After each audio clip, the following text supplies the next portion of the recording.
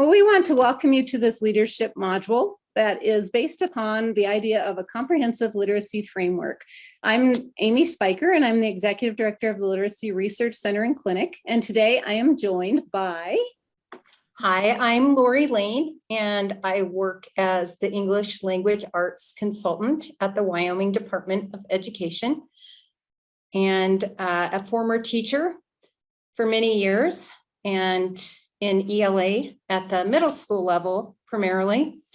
And so we are going to talk to you about comprehensive literacy and the framework that has been put in place and developed in a team collaborative by many people throughout the state and through a few other states as well. Awesome. Yeah. So just to give you an idea as you get started with this module about what a comprehensive literacy framework is. And it is based upon evidence, and it's based upon rigorous research. So you'll hear a lot about research-based and research says, and we always want to take you back to that research. It also considers things like motivation and engagement in the literacy classroom. It should always help guide your assessment, your instruction. It can help guide which curriculum you adopt and how you look at those adoption processes. It helps schools and your school set clear goals and maintain that shared vision for all students around literacy. It helps you meet that requirement of differentiation with all students' needs. And it provides an ongoing formative assessment process along the way, both whole group, small group, individual, to help students and support them as they learn to read and write in classrooms. So you may be wondering, what do they mean by evidence-based? What evidence-based means is that the practices have been researched and found to be trustworthy or reliable and valid.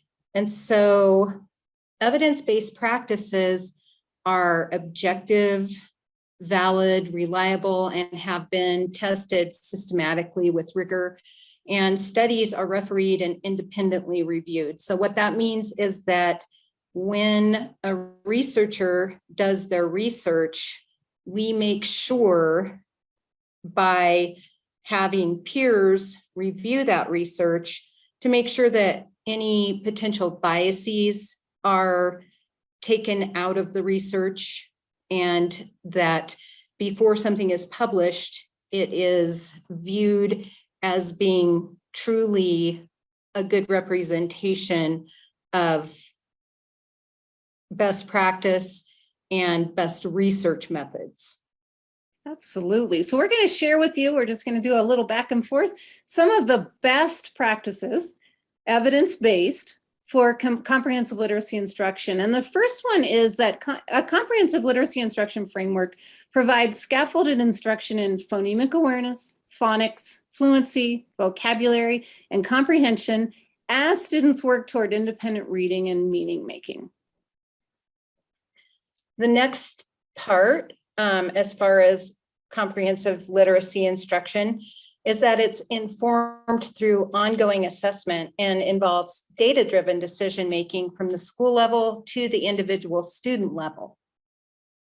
It also builds on a student's background knowledge, and we're finding out more and more how important building that background knowledge is for students. It also acknowledges the reciprocal relationship between reading and writing, because reading and writing are definitely interconnected. A comprehensive literacy framework would offer opportunities for students to apply all of those skills that they're learning and working on into meaningful and authentic tasks. Another thing, and this is one thing that I really like about the evidence-based practices, is that there's continual adjustment as new research understandings are discovered in the field. So we completely throw away the idea of we do it that way because that's the way it's always been done. Absolutely. A comprehensive framework would also consider things, as I mentioned in the opening, like motivation and engagement, along with those key instructional practices and methods. The comprehensive literacy instruction framework balances teacher talk with student talk, encouraging oral language, because we know that oral language development is a key component as well for learning to read and write.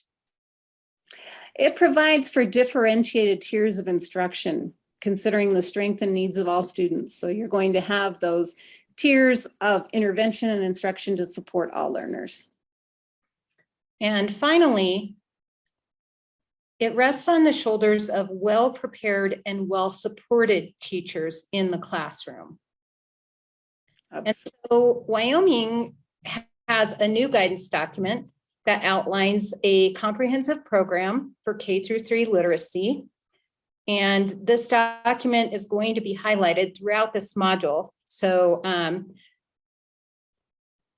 we'll go ahead and turn it over to Joe, and he will give you information about the guidance document and more about